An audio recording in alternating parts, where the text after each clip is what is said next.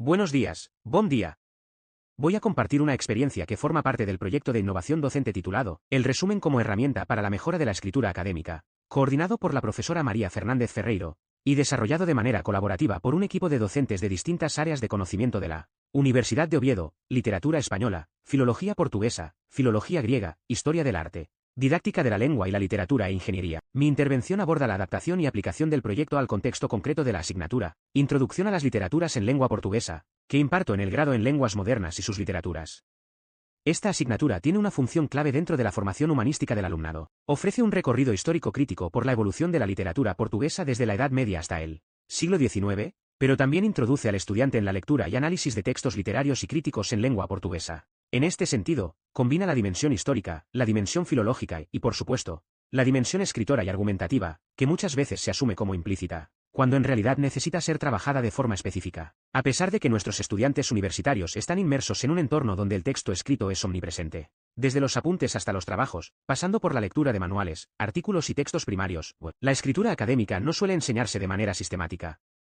Y cuando hablamos de escritura académica no nos referimos solo a saber escribir correctamente, sino a algo mucho más complejo. Organizar ideas, estructurar un texto, articular un discurso propio a partir de fuentes ajenas, y hacerlo con claridad, rigor y sentido crítico. En el caso concreto de mi asignatura Introducción a las literaturas en lengua portuguesa, esta carencia se traduce en dificultades a varios niveles. Los estudiantes leen, pero a menudo no comprenden del todo lo que leen, especialmente cuando se trata de bibliografía crítica escrita en portugués o en un registro académico complejo. Les cuesta identificar las ideas principales de un texto, distinguir entre información relevante y accesorio. Y cuando escriben, muchos lo hacen de forma poco cohesionada, con repeticiones innecesarias, sin una estructura clara o sin establecer relaciones lógicas entre las ideas. Ante este panorama, el proyecto de innovación docente propone una estrategia concreta y acotada para abordar la mejora de la escritura académica, el uso del resumen como herramienta de aprendizaje. Los objetivos que perseguíamos en las distintas asignaturas en las que se ha implementado el proyecto son los siguientes: mejorar la redacción académica, fomentar comprensión crítica, desarrollar pensamiento estructurado, guiar al alumnado en su propio proceso de escritura. ¿Por qué el resumen? Porque se trata de un ejercicio sencillo en su planteamiento pero exigente en su ejecución. Resumir no es copiar ni recortar. Es comprender, analizar, seleccionar, reorganizar y reescribir. Y en ese proceso, el estudiante se ve obligado a leer de forma activa, a jerarquizar información, a buscar precisión léxica y a estructurar su pensamiento. En el caso de la asignatura Introducción a las literaturas en lengua portuguesa, esto nos permite trabajar a la vez con varios objetivos fundamentales. Mejorar la comprensión de textos académicos y literarios.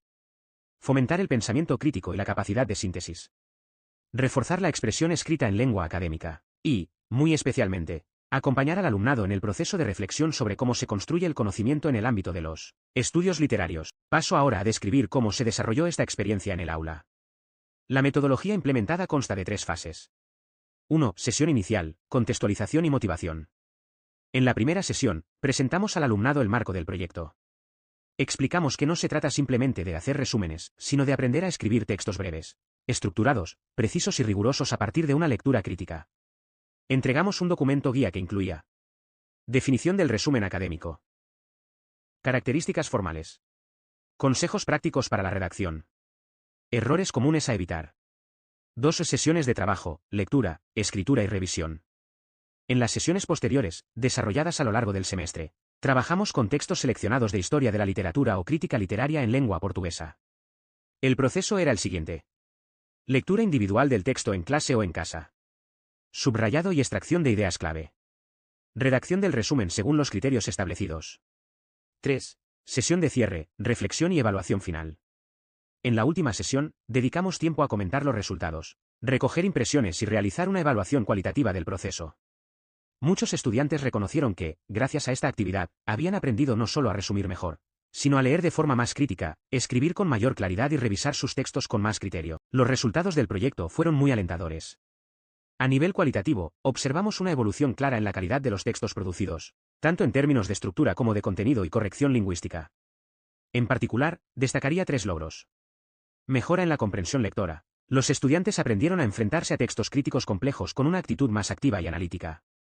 Mayor claridad en la expresión escrita. Los resúmenes pasaron de ser textos desorganizados y superficiales a escritos más precisos, ordenados y coherentes.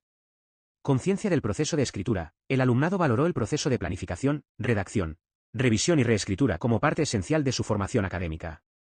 Además, se generó un clima de trabajo muy positivo, donde los estudiantes se sintieron protagonistas de su propio aprendizaje. Desde nuestro equipo de innovación docente, creemos que hay que seguir apostando por metodologías activas que integren lectura, escritura, análisis y metacognición, especialmente en el ámbito de las humanidades, donde el texto y el pensamiento que se articula a través de él es nuestra materia prima.